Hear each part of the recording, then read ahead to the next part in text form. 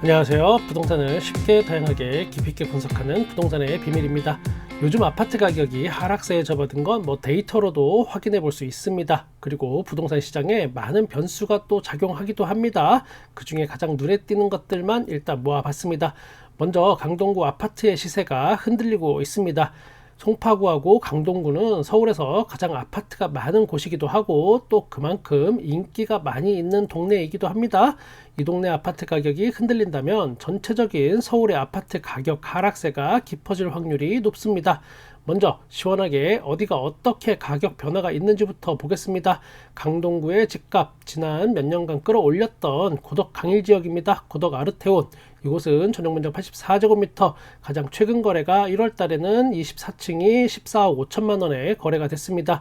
그 직전 거래를 보면 12월 달에 또 12층이 16억 5천만 원에 거래가 됐었습니다. 딱 이것만 놓고 본다면 한 달 새 2억 원 하락한 추세라는 것을 확인할 수 있습니다. 그런데 또 이렇게 우리가 단편적인 어떤 국지적인 이런 모습만 볼 거는 아닙니다. 아파트 가격의 전반적인 흐름을 볼 필요가 있습니다. 2023년 11월 달하고 12월 달에 있었던 어떤 실거래가를 보면 13억 1,500만 원부터 16억 5천만 원까지 다양하게 존재합니다. 한 가지 특징은 14억대 거래가 눈에 많이 보인다라는 겁니다. 그러면 고덕 아르테온 전용 84제곱미터의 지난 최고가는 얼마였을까? 2022년 4월 달에 있었습니다. 19억 8천만 원 찍었습니다. 최고가 대비해서 지금 현재 가격은 대략 5억 정도 하락했다라고 볼 수 있습니다. 지난 부동산 하락기에는 그러면 또 이게 어떤 가격이었을까? 그때 실거래가는 12억 후반에서 13억대 거래가 많았습니다. 14억 5천의 최근 거래 가격이 지금 어떤 수준에 와 있는지 우리가 생각해 볼 필요가 있겠습니다. 지금의 위치가 어느 정도인지 여러분도 한번 생각해 보시기 바랍니다. 그 옆에 이 동네의 2대장 중에 하나 고덕 그라시움도 한번 또 보겠습니다. 전용 면적 84제곱미터, 가장 최근 거래는 12층이 15억 5천만 원입니다. 2023년 10월부터 12월까지 한번 거래를 요 최근 거래를 보면 15억 후반에서 16억 8천만 원까지 요 사이에서 왔다 갔다 거래가 됐었습니다. 그리고 기존에 15억 5천만 원에 거래됐던 건 요것도 똑같이 지금하고 거래된 게 있는데 이거는 2층이었다. 요런 거를 또 감안해 본다면 여기도 분위기는 좀 한풀 꺾여 보입니다. 지난 최고가부터 가격의 흐름을 쭉 보면 2021년 10월 달에 20억에 거래가 됐었습니다. 그리고 지난 부동산 하락기 때는 12억 후반에서 14억 사이에 거래가 됐던 게 눈에 들어옵니다. 지금의 가장 최근 가격이 15억 5천만 원, 요 위치가 또 어느 정도인지 한번 짚어볼 만합니다. 제가 지난 영상에서 둔촌주공과 헬리오시티의 가격 논쟁이 있는 거를 소개시켜 드린 적이 있습니다. 서로 네가 더 비싸다, 내가 더 비싸다 이런 거. 그때 이런 댓글이 있었다는 것도 소개했습니다. 둔촌주공이 가격이 오른다면 고덕도 따라 올라가겠네요. 좋은 소식입니다. 둔촌주공이 팍팍 치고 나가길 기대합니다. 둔촌주공하고 고덕 지역에 앞서 소개드린 그라시움, 아르테온 이런 아파트들 사이에는 서로 집값이 더 오르길 서로가 응원하는 분위기입니다. 그도 그럴 것이 둔촌주공 입장에서는 야, 고독도 저 가격인데 우리는 그것보다 몇 억은 더 받아야지. 라는 생각을 할 것이고, 고덕 그라시움이나 아르테온 입장에서는 둔촌주공이 저 가격이면 당연히 여기도 몇 억은 더 받아야지 라는 생각을 할 겁니다. 일명 부동산 키 맞추기를 아마 서로 시도할 겁니다. 그런데 이건 부동산이 어떤 상승장일 때 해당되는 이야기이긴 합니다. 부동산이 하락하는 시즌에는 서로 키 안 맞추려고 또 서로 노력합니다. 그동안 우리가 남이가 하면서 서로 집값을 올리기에 동참을 했다면 이때는 서로 손절치고 우리는 쟤들하고 좀 달라 라면서 서로 가격 차이를 인정 안 합니다. 아무튼 지금 고덕의 아파트 가격도 흔들흔들 하고 있고 거래량도 많지 않습니다. 당분간 이 기세가 이어질 걸로 보이지만 냉정하게 말씀드린다면 이 지역은 대기 수요는 많습니다. 또 제가 이런 이야기 했다고 서운해 하실 분들이 있겠지만 제 기준에서 이야기하면 고덕 지역이 과대평가되어 있다고 봅니다. 많은 그건 어디까지나 또 제 기준인 거고 보통의 또 사람들은 이 지역 가격이 여기서 1억에서 2억 정도만 더 빠져도 들어오려고 하는 분들이 많이 있긴 합니다. 저는 부동산 상승론이나 하락론을 일방적으로 주장하려고 하지 않습니다. 최대한 있는 그대로의 부동산 상황을 여러분께 전달하는 게 이 채널의 정체성입니다. 여기서 가장 중요한 거 있습니다. 그 많은 대기 수요자들이 있긴 있는데 과연 또 이분들의 마음이 변할까 안 변할까, 이것도 상당히 중요합니다. 아마 이게 가장 크게 좌우할 것 같습니다. 지금은 여기서 살짝만 더 떨어지면 일단 집을 사보고 싶은 마음이 있다 하더라도 앞으로 국내 경제 상황과 또 부동산 정책의 방향, 그리고 금리 변동에 따라서 그 마음은 언제든 또 변할 수 있는 겁니다. 사고 싶다가도 사고 싶지 않고, 사고 싶지 않다가도 사고 싶고, 이런 일은 언제든 벌어질 수 있는 겁니다. 그래서 우리는 전반적인 부동산과 경제 상황까지 한꺼번에 알아봐야 한다는 겁니다.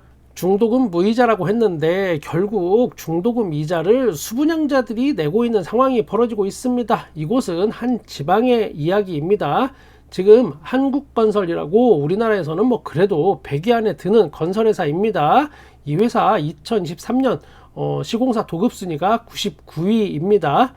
이곳이 오피스텔을 짓고 있고 또 분양이 끝났습니다. 그런데 수분양자들이 뜬금없이 은행으로부터 중도금 이자를 내라는 통보를 받게 됩니다.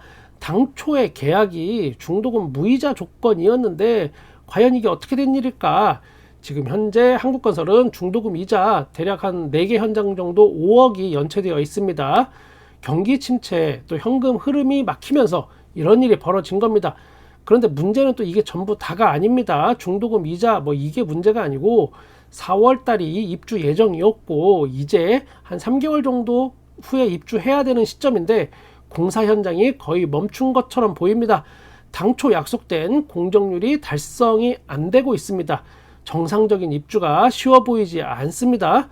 앞으로 이런 문제가 계속 여기저기서 뻥뻥 터질 것처럼 보이고 그 여파가 지방에서만 끝날지 아니면 서울의 주택시장까지 밀려 올라올지 두고 봐야겠습니다. 지금 지방과 여러 그 건설사들이 굉장히 어려워하고 있습니다. 이번에 발표된 부동산 정책을 보면 오피스텔, 도시형 생활주택, 그리고 지방 요렇게 부동산 경기를 살리기 위한 내용이 있습니다. 요게 거의 함축적으로 보면 요렇게 됩니다. 유주택자들이 오피스텔, 도시형 생활주택, 지방에 있는 부동산들을 살 때 많은 혜택을 주겠다라는 겁니다.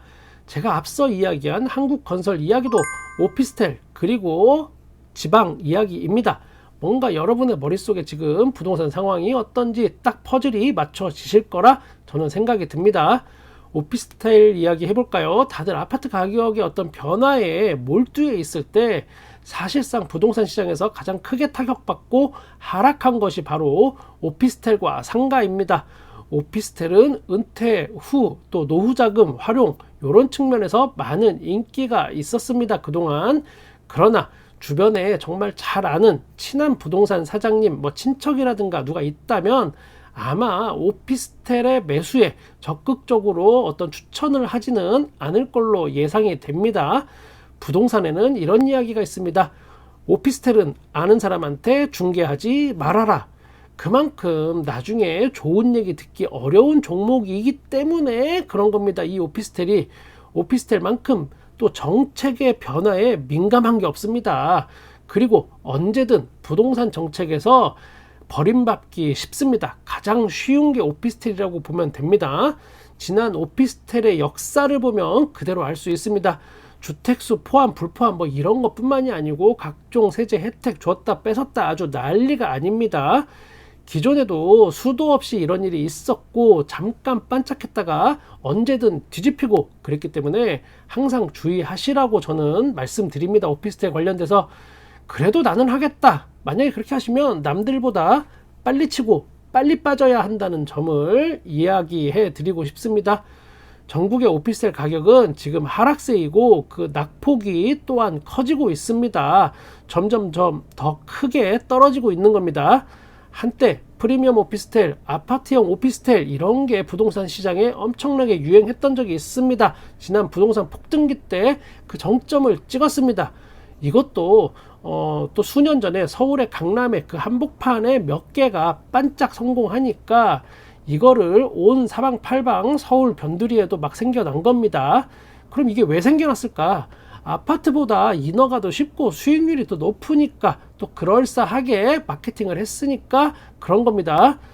대표적인 예를 들면 동대문구의 청량리, 장안동 이런 데만 봐도 지금 상황이 엄청 심각한 걸 알 수 있습니다.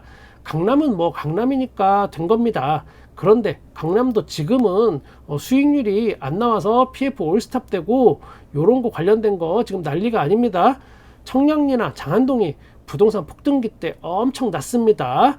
그러니까 이게 그때도 아파트뿐만 아니고 이런 게 막 들어오면서 엄청나게 다 완판이 되고 했었는데 그 후유증이 계속 터지는 겁니다. 앞으로도 계속 터질 거고 서울의 곳곳에 이런 숨은 시한폭탄이 째깍째깍 시간이 흘러가고 있는 겁니다. 지금 서울과 수도권에서 오피스텔에 마이너스 프리미엄이 꽤 많습니다. 일명 마피, 그러니까 분양받은 돈보다 더 싸게 파는 게 굉장히 많습니다.